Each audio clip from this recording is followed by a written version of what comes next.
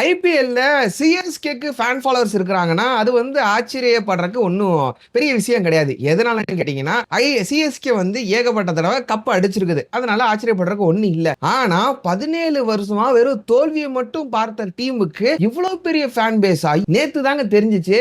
இப்ப 17 வருஷமா ஒரு டீம் வந்து தோத்துக்கிட்டே வருது. இன்னைக்கு நம்ம கப் அடிச்சிருவோம், நாளைக்கு நம்ம கப் அடிச்சிருவோம், அது வந்து அவங்க ஸ்லாங்ல சொன்னதா கரெக்டா இருக்கும். ஈசலா கப்பு நம்மதே, ஈசலா கப்பு நம்மதே சொல்லிட்டு 17 வருஷமா வெயிட் பண்ணிட்டு 18வது வருஷம் இந்த வருஷம் ஆர்சிபி கப் அடிச்சதுக்கு அப்புறம் அது என்ன சொல்றது, கர்நாடகாவே தீபாவளி நேத்து நைட்டு கொண்டாடி இருக்காங்க. தீபாவளிக்கு இன்னும் 4-5 மாசம் இருக்குது. ஆனா தீபாவளி நேத்து நைட்டு பெங்களூரா இருக்கட்டும், கர்நாடகால முக்கியமான இடங்களா இருக்கட்டும், தீபாவளி நேத்து நைட்டு கொண்டாடி இருக்காங்க. ஏன்னா அவ்வளவு ஒரு 18-17 வருஷமா தவம் இருந்து கிடைச்ச கப்பு அது எந்த அளவுக்கு கொண்டாட முடியுமோ அந்த அளவுக்கு கொண்டாடி இருக்காங்க. அது மட்டும் கிடையாது, இப்ப அந்த டீம்ல இருக்கக்கூடிய விராட் கோலி அவர்கள் இவரை பத்தி எப்படி சொல்றதுன்னு தெரியல. இவரு என்னோட உயிருக்கும் மேலா நான் வந்து இந்த ஆர்சிபி டீம்ல தான் நான் மதிக்கிறேன் அப்படின்னு சொல்லிட்டு ஒரு ஸ்டேட்மெண்ட் கொடுத்திருக்காரு. அதுவும் இல்லாம இந்த ஆர்சிபி டீம் கடைசி அந்த 2 பால்ல கண்ணீர் விட்டாருங்க. மனுஷன் வந்து ஆனந்த கண்ணீர், சந்தோஷத்துல வந்து கண்ணீர் விட்டாரு. கண்ணீர் விட்டதுக்கு அப்புறம் லட்சக்கணக்கான பேரு, கோடிக்கணக்கான பேரு இவர் அழுததை பார்த்து எல்லாரும் அழுதுகிட்டு இருக்காங்க. எங்க குடும்பத்திலேயே சில பசங்க எல்லாம் அழுதுகிட்டு இருக்காங்க. இன்னைக்கு வீடியோ நம்ம எதை பத்தி பார்க்க போறோம்னா, ஒன்னு இந்த ஆர்சிபி ஜெயிச்சதை பத்தி, அதுக்கப்புறம் வந்து விராட் கோலி அவர்களை பத்தி சின்ன ஒரு பிரீஃபான ஒரு இன்ட்ரோடக்ஷனோ இல்ல பிரீஃபான டீடைல்ஸ் கண்டிப்பா பார்த்தாங்கணும். அதை பத்தி நம்ம பார்க்க போறோம். எதனால இவ்வளவு ஃபேன் ஃபாலோவர்ஸ்ங்க, நீங்க இன்ஸ்டாகிராம்லாம் திறந்து பாத்தீங்கன்னு வச்சுக்கோங்களேன், ஏகப்பட்ட ஃபாலோவர்ஸ் நம்ம விராட் கோலி அவர்களுக்கு. ஒரு போஸ்ட் அவர் ஏதாச்சும் ப்ரொமோஷனுக்கு போடணும்னா கிட்டத்தட்ட 5 crore சார்ஜ் பண்றாரு. எதனாலனா அவ்வளவு வெறித்தனமான ஃபேன்ஸ் இருக்காங்க அவருக்கு. அதனாலதான் அது பத்தியும் விராட் கோலிக்கு எதனால இவ்வளவு ஃபேன் ஃபாலோவர்ஸ் இருக்காங்க. அண்ட் ஆஃப் கோர்ஸ் ஒரு லாஸ்டா ஒரு விஷயம் எதை பத்தி பார்க்க போறோம்னா, இந்த தக் லைஃப் படம் வந்து இப்ப கர்நாடகால ரிலீஸ் ஆக போறது இல்ல. இப்ப வியாழக்கிழமையோ வெள்ளிக்கிழமையோ தக் லைஃப் படம் ரிலீஸ், நாளைக்கோ நாளன்னைக்கோ. ஆனா கர்நாடகா மட்டும் இப்போதைக்கு ரிலீஸ் ஆக போறதில்ல. இதை பத்தி நம்ம வந்து இன்னைக்கு வீடியோல டீடைலா பார்க்க போறோம். வாங்க வீடியோக்குள்ள போலாம். Hello everyone, this Yasar. Welcome to Yasar speaks.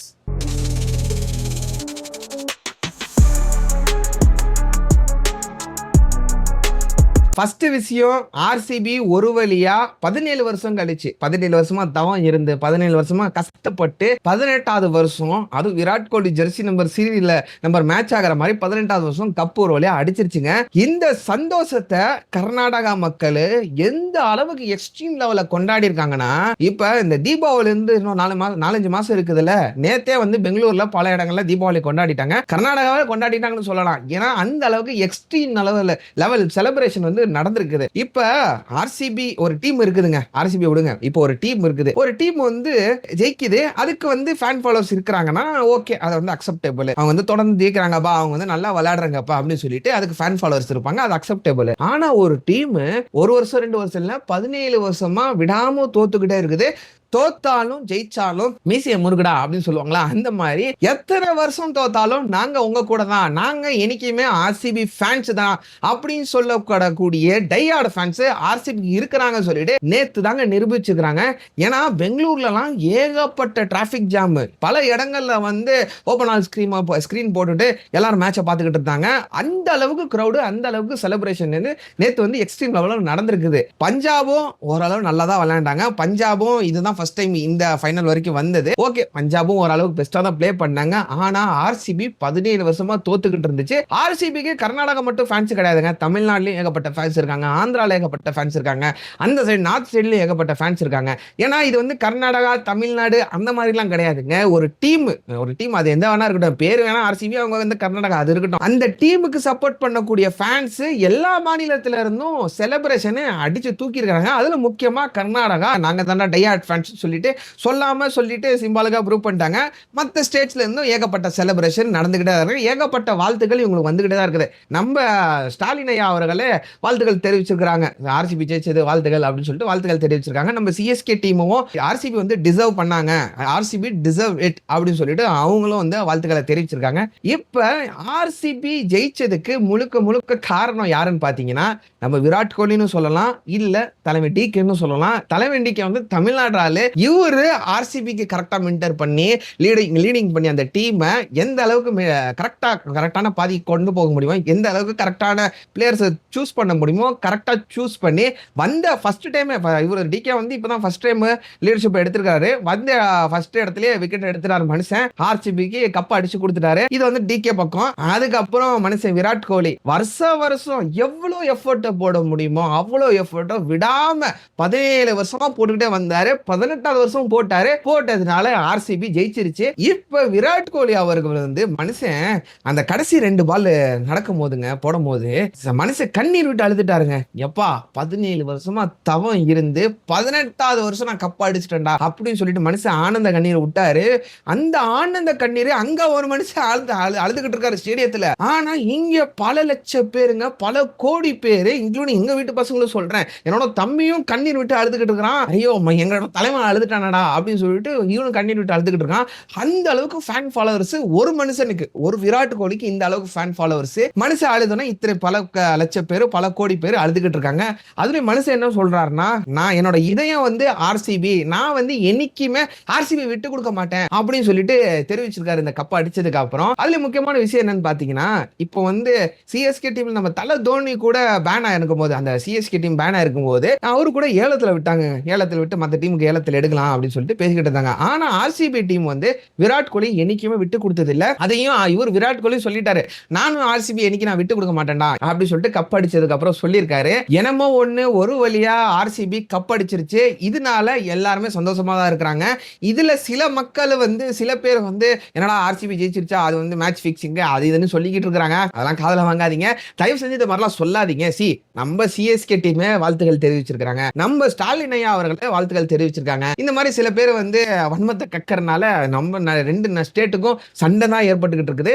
தயவு செஞ்சு அதை மாதிரிலாம் சொல்லாதீங்க. யாரு ஜெயிச்சாலும் சப்போர்ட் பண்ணுவோம். 17 வருஷமா கஷ்டப்பட்டு ஜெயிச்சு வந்திருக்காங்க, அவங்களுக்கு நம்ம வந்து கை கொடுத்து சப்போர்ட் பண்ணணும். அதை விட்டுட்டு சில பேர் வந்து வன்மத்தை கக்கிட்டு இருக்காங்க. தயவு செஞ்சு அந்த மாதிரி வன்மத்தை கக்காதீங்க, இந்த தருணத்துல கக்காதீங்க. இதனாலதான் இப்போ பெரிய பிரச்சனையே ஓடிக்கிட்டு இருக்குது. இங்க கர்நாடகால ஒரு பெரிய பிரச்சனையா ஓடிட்டு இருக்கு. அதை நான் வீடியோ கடைசியில சொல்றேன். இப்ப நம்ம விராட் கோலியை பத்தி பார்ப்போம். எப்படி இந்த ஒரு மனுஷனுக்கு வந்து இவ்வளவு பெரிய ஃபேன் பேஸ், இவ்வளவு பெரிய ஆடியன்ஸ் பேஸ் கிரியேட் ஆனாங்க. இப்ப இன்ஸ்டாகிராம் நீங்க ஓபன் பண்ணி பாருங்களேன், 230 மில்லியனுக்கு மேல ஃபாலோவர்ஸ் விராட் கோலிக்கு இருக்கிறாங்க. எப்படி இவர் இதெல்லாம் கெயின் பண்ணான்னு பார்த்தோம்னா, அவரோட எஃபோர்ட்டுங்க, அவரோட அந்த கன்சிஸ்டன்சி. மனுஷன் வந்து வாழ்க்கை முழுக்க கிரிக்கெட்டுக்கே அர்ப்பணிச்சிட்டாரு. இதை 2 எக்ஸாம்பிள் மூலமா உங்கள்கிட்ட நான் சொல்லலாம். இப்ப 2006ல வந்து ரஞ்சி டிராஃபி சொல்லிட்டு ஒரு மேட்ச் நடக்குது. அந்த மேட்ச்ல மனுஷனோட அப்பா வந்து தவறிடுறாரு. மனுஷனோட அப்பா தவறினதுக்கு அப்புறம் இப்ப அந்த மாதிரி சூழ்நிலை நம்மளாம் இருந்தோம்னு வச்சுக்கோங்களேன், நம்ம வந்து கிரிக்கெட் தான் போச்சு, என்னவோ போடா அதெல்லாம் தூக்கி பேட்டை தூக்கி விசிறி அடிச்சு போட்டு நம்மளாம் வந்துருவோம். ஆனா மனுஷன் அந்த மாதிரி சுச்சுவேஷன்லயும் கிட்டத்தட்ட 90 ரன் அடிச்சு அந்த மேட்சை ஜெயிச்சிருக்காங்க. 90 ரன்னுக்கு விளையாண்டுருக்காரு மனுஷன். அப்பனா எந்த அளவுக்கு மனுஷன் வந்து கிரிக்கெட்டை நேசிச்சிருப்பாரு. அதனாலதான் மனுஷனுக்கு இவ்வளவு பெரிய ஃபேன் பேஸ் கிரியேட் ஆனதுக்கு முக்கியமான காரணம். அது ஒரு ரீசன் கிடையாது. மனுஷன் வந்து அந்த மாதிரி செதுக்கப்பட்டுட்டாரு. கிரிக்கெட் தானடா என்னோட வாழ்க்கை அப்படின்னு சொல்லிட்டு மனுஷன் வந்து கிரிக்கெட்டுக்கு அனுப்பிச்சிட்டாரு. அந்த டெடிகேஷனுக்குனால தான் இவ்வளவு பெரிய ஃபேன் பேஸ் மனுஷனுக்கு இருக்குது. இன்னொரு எக்ஸாம்பிள்னா, மனுஷன் வந்தப்ப சப்பி ஃபேஸா இருந்தாருங்க, உருண்டை மூஞ்சியா இருந்தாரு, கொஞ்சம் குண்டா இருந்தாரு, உருண்டை மூஞ்சியா இருந்தாரு. அப்ப நம்ம வந்து இந்தியா வந்து அடுத்த லெவலுக்கு கொண்டு போறோம். நம்ம வந்து இந்தியா மேட்ச்ல விளையாடுறோம். நாளைக்கு நம்ம இந்தியாவை நம்ம காட்டணும்னா, நம்ம வந்து இந்தியாவை வந்து ரெப்ரசென்ட் பண்றோம்னா நம்மளோட ஃபேஸ் எல்லாம் இப்படி இருக்கக்கூடாது. அதுக்குன்னு சொல்லிட்டு மனுஷன் 21 வயசுல ஆரம்பிச்ச டயட்டை இன்னைக்கு மனுஷன் வந்து விடாம ஒரு கன்சிஸ்டன்சியா ஃபாலோ பண்ணிட்டு வராரு. இப்போ அவரோட ஃபேஸ் ஃபர்ஸ்ட் போட்டோவுக்கும் இந்த போட்டோவுக்கும் நீங்க போட்டு பாத்தீங்கன்னு வச்சுக்கோங்களேன், ஏகப்பட்ட டிஃபரன்ஸ் இருக்கும். எதனாலனா மனுஷனோட டெடிகேஷன், மனுஷனோட கன்சிஸ்டன்சி. மனுஷன் என்னைக்குமே விட்டது இல்ல. இப்போ மனுஷன் வந்து எங்கேயாச்சும் டூருக்கு போறான்னு வச்சுக்கோங்களேன், அங்க போய் கூட பிராக்டிஸ் பண்றது விட மாட்டாராம். எங்கேயாச்சும் ஃபேமிலி ட்ரிப் போனா கூட அங்க போய் கூட இந்த கிரிக்கெட் பிராக்டிஸ் விட மாட்டாராம். அவரோட டயட்டை விட மாட்டாராம். 2 மணிக்கு ஏதாச்சும் ஒரு மணி நைட்டு சாப்பிடணும், டயட் பிளான்ல இருந்துச்சு, நைட் எந்திரிச்சு சாப்பிடணும்னா அந்த 2 மணிக்கு விடாம கரெக்டா அலாரம் வச்சு எந்திரிச்சு சாப்பிடுவாராம். இந்த மாதிரி டெடிகேஷன் உள்ள மனுஷன், கன்சிஸ்டன்சி உள்ள மனுஷனுக்காக இந்த அளவுக்கு ஃபேன் பேஸ் இருக்கிறது தப்பே கிடையாதுங்க. இப்ப அடுத்தது, இப்போ வந்து விராட் கோலியை பத்தி பார்த்துட்டோம், நம்ம வந்து ஆர்சிபியை பத்தி பார்த்துட்டோம். 3வது விஷயம் என்னன்னா, கர்நாடகால பெரிய பிரச்சனை ஒன்று ஓடிட்டு இருக்கு. இப்ப தக் லைஃப் படம் வந்து நாளைக்கோ வியாழக்கிழமை வெள்ளிக்கிழமை ரிலீஸுங்க. ஆனா கர்நாடகால அது ரிலீஸ் ஆக போறது இல்ல. அதுக்கு ரீசன் என்னன்னு சொல்லிட்டு உங்களுக்கு கண்டிப்பா தெரிஞ்சிருக்கும். நம்ம கூட ஏற்கனவே ஒரு வீடியோ கூட போட்டிருக்கோம், பார்க்கலன்னா போய் செக் பண்ணி பாருங்க. இல்லாட்டி இதுல ஒரு சின்ன ரீகேப் மாதிரி சொல்லிடுறேன். தக் லைஃப் படம் ப்ரொமோஷனுக்கு இவர் வந்திருந்தாரு, சிவராஜ்குமார் வந்திருந்தாரு. அவரை முன்னாடி உட்கார வச்சுக்கிட்டு நம்ம கமல்ஹாசன் சார் என்ன சொல்லிட்டாருன்னா, கன்னடா வந்து தமிழ்ல இருந்து வந்ததுதான், கன்னடாவோட தாயே தமிழ் தான் அப்படின்னு சொல்லிட்டு ஒரு வார்த்தையை விட்டுட்டாரு. அந்த வார்த்தையை வந்து அவர் ஒன்றும் கன்னடா வந்து இழிவுலாம் படுத்தி பேசல. இது வந்து கன்னடா வந்து தமிழ்ல இருந்து வந்த ஒரு லாங்குவேஜ் தானே. கன்னடாவோட தாய் தமிழ் தான். நாங்க வந்து தாய் மகன் அந்த ஒரு ரிலேஷன் விதமா அவர் வந்து சொல்லிவிட்டாரு. ஆனா இது வந்து கர்நாடகால எப்படி போர்ட்ரேட் ஆகி போச்சுன்னா, இவர் வந்து கன்னடா வந்து இழிவுபடுத்திட்டாரு. இவர் வந்து தமிழ் கிரேட்னு சொல்லிட்டாரு. கன்னடா வந்து அது கீழேன்னு சொல்லிட்டாரு. இதை வந்து நாங்க ஏத்துக்க மாட்டோம் சொல்லிட்டு ஏகப்பட்ட ப்ரொடெஸ்ட் நடந்துகிட்டு இருக்கு. இங்க தமிழ்நாட்டுல அந்த அளவுக்குலாம் ஒன்றும் தெரியல. ஆனா கர்நாடகால ஏகப்பட்ட சண்டை நடந்துகிட்டு இருக்கு, ஏகப்பட்ட ப்ரொடெஸ்ட் நடந்துகிட்டு இருக்கு. அந்த ப்ரொடெஸ்டோட விளைவு தான் என்ன பண்ணிட்டாங்கன்னா, இந்த தக் லைஃப் படம் வந்து நாங்க ரிலீஸ் பண்ண விட மாட்டோம் அப்படின்னு சொல்லிட்டு இப்ப பேன் பண்ணி வச்சிருக்காங்க. இதுக்கு கமலஹாசன் சார் என்ன சொல்லிட்டாருன்னா, நான் வந்து கோர்ட்ல பாத்துக்கிறேன்னு சொல்லிட்டு நாங்க படத்தை ரிலீஸ் பண்றோம், எங்களுக்கு சப்போர்ட் கொடுங்க அப்படின்னு சொல்லிட்டு கோர்ட்ல கேஸ் போட்டிருக்காரு. ஆனா கோர்ட்ல என்ன சொல்லியிருக்காங்கன்னா, இப்ப தப்பு பண்ணது யாருன்னா கமலஹாசன் தான். கமலஹாசன் வந்து கண்டிப்பா மன்னிப்பு கேட்கணும். பாருங்க, புரிஞ்சுக்கங்க மேட்டர் என்னன்னா, இப்ப கமலஹாசன் வந்து ஏதோ ஒரு வார்த்தையை விட்டாரு, இவர் வந்து அன்பை வெளிப்படுத்துறேன்னு சொல்றாரு, என்னமோ சொல்லிட்டு போறாரு, ஓகே. ஆனா இதனால பல பேர் அமைதியா இருந்த கர்நாடகால இப்ப வந்து நிறைய ப்ரொடெஸ்ட்கள், நிறைய பிரச்சனை நடந்துகிட்டு இருக்கு. இவங்க கேட்கறது என்ன? மன்னிப்பு தானே. அதை வந்து சொல்லிட்டா பிரச்சனை முடிஞ்சு போச்சு. இவங்க நீங்களே பிரச்சனை கிளப்பிக்கிட்டு அதுக்கப்புறம் நீங்க கோர்ட்ல வந்து கேஸ போட்டுட்டு எங்களுக்கு பாதுகாப்பு கொடுங்க, ரிலீஸ் பண்றோம் அதுன்னு சொல்லிட்டு இருக்கீங்க. நாங்களாம் அதெல்லாம் கொடுக்க முடியாது, நீங்க வந்து மன்னிப்பு கேட்டு போங்க அப்படின்னு சொல்லிட்டு கோர்ட் உத்தரவு போட்டுருச்சு. அதுக்கப்புறம் ராஜ்குமார் பிலிம்ஸோட லாயர் வந்து அந்த ஜட்ஜி கிட்ட சொல்லியிருக்காரு, இங்க பாருங்க கமலஹாசன் சார் வந்து ஒரு லெட்டர் கூட எழுதியிருக்காரு, கர்நாடகா அந்த ஃபெடரேஷன் ஹெட்டுக்கு வந்து ஒரு லெட்டர் எழுதியிருக்காரு. இதுல வந்து அவர் வந்து மரியாதை, நாங்க வந்து கர்நாடகா நாங்க மதிக்கிறோம், கர்நாடகாவை நாங்க மதிக்கிறோம், எந்த மொழியும் நான் வந்து தாழ்த்தி பேசல, அந்த விதமா ஏதோ எழுதியிருக்காரு, லெட்டர் எழுதியிருக்காரு. அது வந்து சொல்றாரு, என்னதான் சொன்னாலும் தயவு செஞ்சு மன்னிப்பு கேட்டுருங்க அப்படின்னு சொல்லிட்டு ஜட்ஜும் உத்தரவு போட்டிருக்காரு. இப்ப இதனால இந்த கேஸ் வந்து 10 நாள் டைம் கொடுத்துருக்காங்க கமலஹாசன் சாருக்கு. அதுக்கப்புறம் தான் இந்த படமும் இப்ப ரிலீஸ் ஆக போகுது. இப்ப பாருங்களேன், பிரச்சனை பாருங்களேன். அவரு ஏதோ ஒரு வார்த்தையை விட்டுவிட்டாரு, அதை வந்து இங்க தப்பா புரிஞ்சுக்கிட்டாங்களோ சரியா புரிஞ்சுக்கிட்டாங்களோ, இங்க பல பேரு ப்ரொடெஸ்ட் பண்ணிக்கிட்டு இருக்காங்க. இதனால சிவனாக கூட ஏகப்பட்ட கெட்ட பேரு. அங்க வந்து சிவனா தானே கூப்பிடுவாங்க, அதனால நானும் அப்படியே சொல்லிடுறேன். சிவனாக்கும் கெட்ட பேரு. இவர் வந்து சப்போர்ட் பண்ணிட்டாரு, வந்து அப்போஸ் பண்ணு சொல்லிட்டு அவருக்கு இப்ப கெட்ட பேரு. இந்த மாதிரி பல ப்ரொடெஸ்ட், பல பிரச்சனைகள் இங்க வெடிச்சுக்கிட்டு இருக்கு கர்நாடகால. அதனால தக் லைஃப் படம் இப்ப ரிலீஸ் ஆக போறதுல, வியாழன் வெள்ளியில ரிலீஸ் ஆக போறதுல இது ஒரு விஷயம். இப்ப ஆர்சிபி ஜெயிச்ச உடனே தமிழ்நாட்டில் இருக்க பல பேர் என்ன சொல்லிட்டு இருக்காங்கன்னா, இவங்க வந்து கோல்மால் பண்ணி ஜெயிச்சிட்டாங்க, இவங்க வந்து டிசர்வே பண்ணல அப்படின்னு சொல்லிட்டு வன்மத்தை கக்கிக்கிட்டு இருக்காங்க. தயவு செஞ்சு இந்த டைம்ல வன்மத்தை கக்காதீங்க, அவங்க பாராட்டுங்க, வாழ்த்துக்கள் தெரிவிங்க. அதே மாதிரி இந்த ஆர்சிபி சைடும் என்ன சொல்லிட்டு இருக்காங்கன்னா, இந்த கர்நாடகால சில பேர் மக்கள் என்ன சொல்லிட்டு இருக்காங்கன்னா, சிஎஸ்கே மண்ணை கவிர்ச்சி பாத்தியா அப்படின்னு சொல்லிட்டு அவங்களும் சொல்லிட்டு இருக்காங்க. தயவு செஞ்சு இவங்கள்ட்ட நான் சொல்லிக்கிறேன், 2 பேரும் சண்டை போட்டுக்காதீங்க, எல்லாமே ஒரே டீம் தாங்க, நம்ம எல்லாருமே இந்தியன்ஸ் தானே, எல்லாருமே ஒரே டீம், எல்லாருமே அண்ணன் தம்பிங்க தான். கர்நாடகா இருக்கட்டும், தமிழ்நாடு இருக்கட்டும், 2 பேரும் அண்ணன் தம்பி, பிரதர்ஸ் அண்ட் சிஸ்டர்ஸ் தான் நம்ம சொல்லணும். ஸோ நம்ம 2 பேரும் அடிச்சுக்கிறதுனால நம்மளுக்கு என்ன பிரயோஜனம் சொல்லுங்க. இதனால பல அரசியல்வாதிங்க தான் குறுக்காளிச்சுட்டு இருப்பாங்க. தயவு செஞ்சு இதுல இந்த ஆர்சிபி மேட்சா இருக்கட்டும், இந்த படமா இருக்கட்டும், இந்த இவர் சொன்ன வார்த்தையா இருக்கட்டும், இது எல்லாத்தையும் அரசியல் உள்ள கொண்டு வராதீங்க. அதான் இது மூலியமா நான் கேட்டுக்க விரும்புறேன். எல்லாருமே ஒத்துமையா இருப்போம். தேவையில்லாம பிரச்சனை. இப்ப இந்த பிரச்சனைனால இப்ப வந்து இத படத்தை ரிலீஸ் பண்ண மாட்டோம்னு சொல்றாங்க. அண்ட் அப்கோர்ஸ் இங்க கர்நாடகால, பெங்களூர்ல ஏகப்பட்ட தமிழ் ஆளுங்க வாழ்ந்துகிட்டு இருக்காங்க. அவங்களுக்கும் ஏகப்பட்ட பிரச்சனை இதனால வரும். அதுக்கப்புறம் கர்நாடகா தமிழ்நாடு பிரச்சனை வரும், மொழி பிரச்சனை வரும். இதெல்லாம் நம்மளுக்கு தேவையா? ஒன்னா ஒத்துமையா இருந்துட்டு போவோம். யாருமே உயர்ந்தவங்க கிடையாது, யாருமே யாருக்கும் தாழ்ந்தவங்க கிடையாது. அதான் என்னோட கான்செப்ட்.